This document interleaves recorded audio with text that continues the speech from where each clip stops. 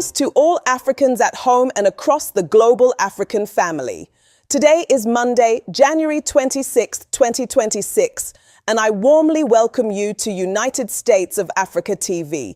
My name is Akosua Prempe, and I am broadcasting to you with an important update that is shaking the political and judicial landscape of Burkina Faso and raising serious questions across the entire West African region. In today's report, we are focusing on a major development, the extradition of Lieutenant Colonel Paul-Henri Sandaogo Damiba, the former transitional leader of Burkina Faso, who has been returned from exile in Lomé to Ouagadougou. This extradition is being described as a historic turning point, because it is no longer only about the events of the January 2022 coup. According to the discussions surrounding this case, the allegations now extend to serious financial accusations, including the suspected misuse of public funds and illicit enrichment, alongside claims of repeated attempts to destabilize the current institutions of Burkina Faso. This story is bigger than one man. It touches the heart of national sovereignty, state stability, accountability, and the future of leadership and governance, not only in Burkina Faso, but across the Sahel and all African nations that are fighting for true independence and self-determination. So stay with me, because in this video, we will break down what this extradition could mean for justice, security, and diplomatic relations in the region, especially between Burkina Faso and Togo, and what the upcoming legal process may reveal. Before the video begins, I want to remind you, this channel is a movement for African unity. So please subscribe, like, comment, and share this video to help connect Africans everywhere. And most importantly, share it on your WhatsApp, Telegram, Facebook, YouTube, and every social media platform, so this message can reach our people across the continent and throughout the diaspora. Now let's go straight into the full report. Escar just kicked out France's puppet president and immediately applied to join BRICS, and Paris is probably having a meltdown. Interim President Michael Randrianirina met South African President Cyril Ramaphosa in Pretoria and said, "We're done with the West." South Africa backed it instantly. Madagascar's attending the BRICS summit in India this June like they're crashing the coolest party. This is the same Madagascar that was France's quiet island doing whatever Paris demanded. Now they're choosing their own future. The pattern is embarrassing. African countries keep waking up, kicking out puppets, and running to BRICS like it's the exit from a burning building. So here's the question. How many more will France lose before realizing the game is over? Madagascar. Burkina Faso is entering a new era under Captain Ibrahim Traoré. His latest housing project aims to replace unsafe mud houses with modern, durable homes for ordinary citizens. This isn't about luxury. It's about dignity, safety, and a better standard of living. Families who once feared rain and collapse can now dream of solid roofs, clean water, and proper sanitation. Traoré says development must start with shelter, because a strong nation begins with protected people. This project signals hope, stability, and a future built to last.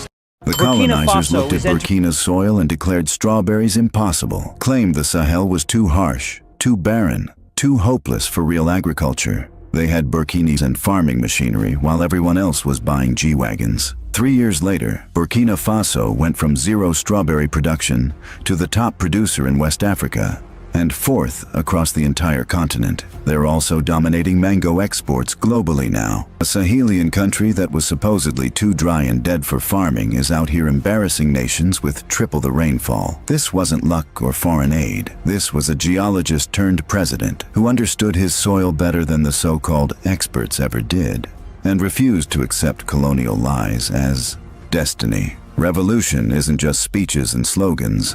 It's strawberries where they said nothing would grow. So here's my question. How many other impossible African success stories are we sitting on simply because we believed what outsiders told us about our own land? The African team trained with an African robotics team shocked the world in Panama. Students from Africa beat teams from other nations.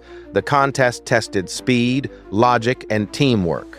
Robots faced real tasks under pressure. The African team trained with limited resources. Mentors focused on math, code, and problem solving.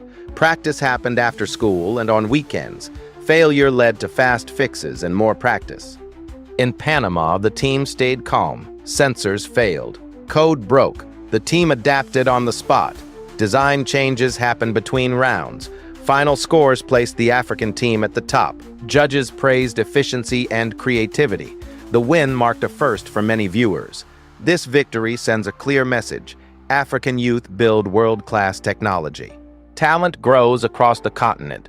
Access and support turn skill into results. The Panama win opens doors. Scholarships increase. Local programs gain attention. More students see a future in robotics. Remember this moment. African engineers belong back on the global stage. Thanks for watching. Let peace flourish Through freely airport in our security, lives. a plane full of African terrorists robotic just casually strolled through airport security with explosives strapped to their chests. Let that sink in for a second. We're talking about Abidjan's airport, not some back alley bus station. These weren't tourists with oversized luggage. They were armed militants heading to Niamey on Air Côte d'Ivoire. And somehow nobody noticed. When things went sideways at the Niamey 101 base, they panicked and started shooting at their own getaway plane like it was an action movie gone wrong. Now Côte d'Ivoire's government is scrambling, launching investigations, asking the million-dollar question: how did heavily armed terrorists breeze through security like they had VIP passes? Niger's been screaming about Ivorian involvement for weeks, and suddenly it doesn't sound so crazy anymore. Either this was the world's worst security failure, or someone was looking the other way on purpose. So here's what I need to know. Do you really think this was just incompetence, or is there something darker happening behind the scenes? Come to our factory. A journalist once asked Traoré why he ditched France for Russia, and his response was a history lesson that hit like a freight train. Russia never enslaved Africans, while Europeans built entire economies off black bodies from 1600 to 1800. Russia didn't sit at the Berlin Conference carving up Africa like Sunday dinner in 1884.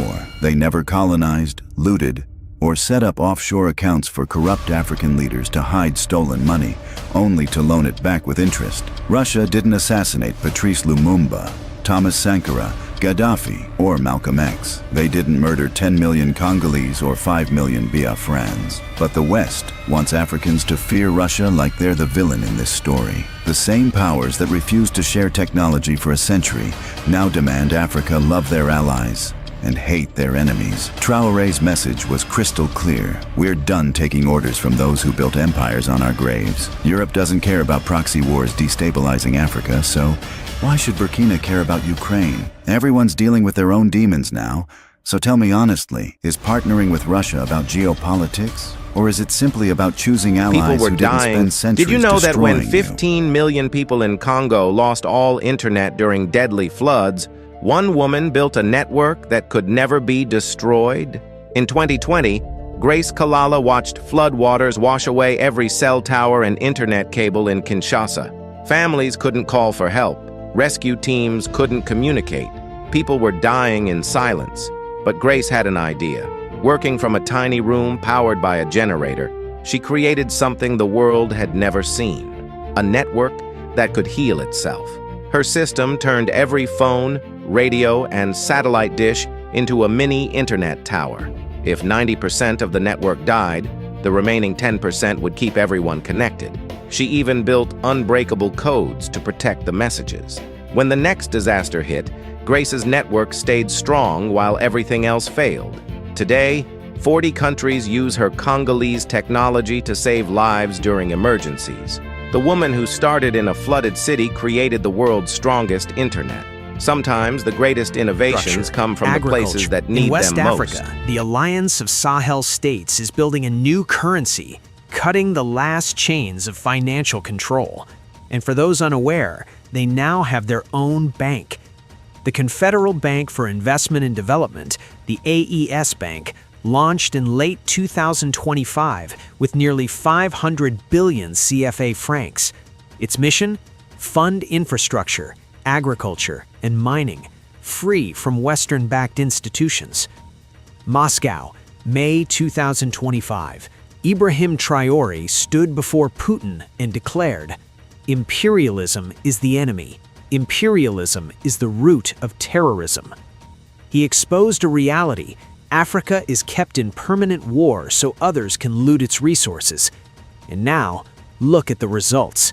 In just 2 years, Mali, Burkina Faso, and Niger have achieved what ECOWAS, France, and the European Union failed to deliver in 60. They are building their countries. The change is irreversible. The message is final. Africa can live without the West. Africa is rich. Africa is rising. And this revolution cannot be stopped.